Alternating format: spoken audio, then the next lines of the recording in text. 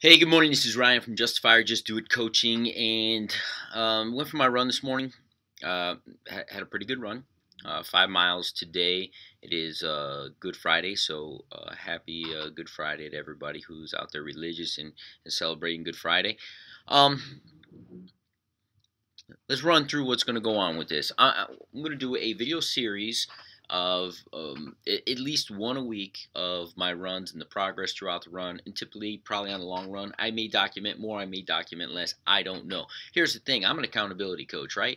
And some may say I'm an action coach, right? If you're not doing what you say you're doing, we work through the progress to make sure that you start taking action, right? At the end of the day, when I hold you accountable, it's because you've been doing the things or taking action on the things that you say that you're going to be doing towards your goals. My goal is to run a marathon by the time I am 40 years old. I'm 39 now. I turned 40 in January. That's not the goal to wait till January. The goal is actually August 23rd. Today's April 4th, I think. I don't know what the date is. 3rd, April 3rd. So August 23rd is the goal, and the process started 2 weeks ago. We're on the third week of running, and Anthony Beatles, my friend and running partner, has been dedicated to this process. And this morning we put out a video, and it was just Anthony after our run, invigorated, feeling good, talking about significance and that what we're doing is significant. And I said, why don't we make a video series on what's going on? I'm going to share with you my morning. See, Anthony and I made a commitment to each other 2 days ago after our last run together. And I said, I will see you on Friday. But see, we've run in two different places. One day we ran sprints, therefore the sprint running, those were at a track, right? We needed to know distances and things. So we ran at a track. So this morning, here's the mind frick. Here's the thing that goes through the mind. I haven't talked to Anthony in 2 days. Is he going to be there at 6? Doesn't matter if Anthony's there or not at 6. I made a commitment to him and to myself that I'll be there. So I drive over there at 6 o'clock in the morning. And I'm there maybe 5, maybe 10 minutes early. I don't even know. And it's chilly out. And I'm like, I'm here early. I can get a stretch in because my legs are tight from the last run. And then it's cold out. You know, we're on the Silver Comet Trail. For those of you who don't know, it's a long trail here in Georgia that allows you to, just run over a canopy of trees. It's absolutely beautiful. It used to be an old railroad track. But it's dark, and there has been, see, here's the mind frick. There was a not an abandoned car, but a car that was in the parking lot. I don't know whose it is, and I know this. The mind starts going. Should I be running in the pitch dark, an hour and a half before we, an hour and a half before the sun's coming up, and I'm by myself? Should I be doing that? What if Anthony doesn't show up? Am I still going to run? It's cold out. I don't want to stretch until he gets here or until enough time goes by that I feel he's not showing up. Boom, he shows up. He gets out the car.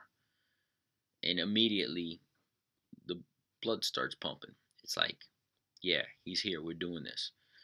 And he's like, ah! And I said, that's it. Get it out.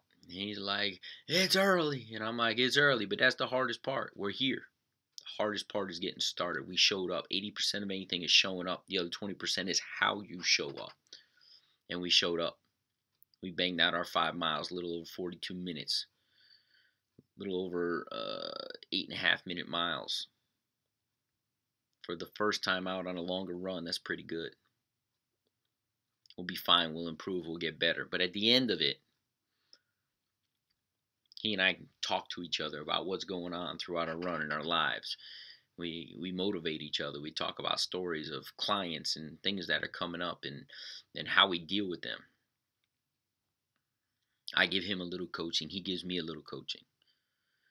When I wanted to give up on a run earlier in the week or last week, he didn't let me stop.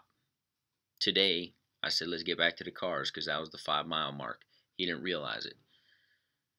And I said, get to the cars, get to the cars. And I thought he heard me, but he stopped where we normally stop.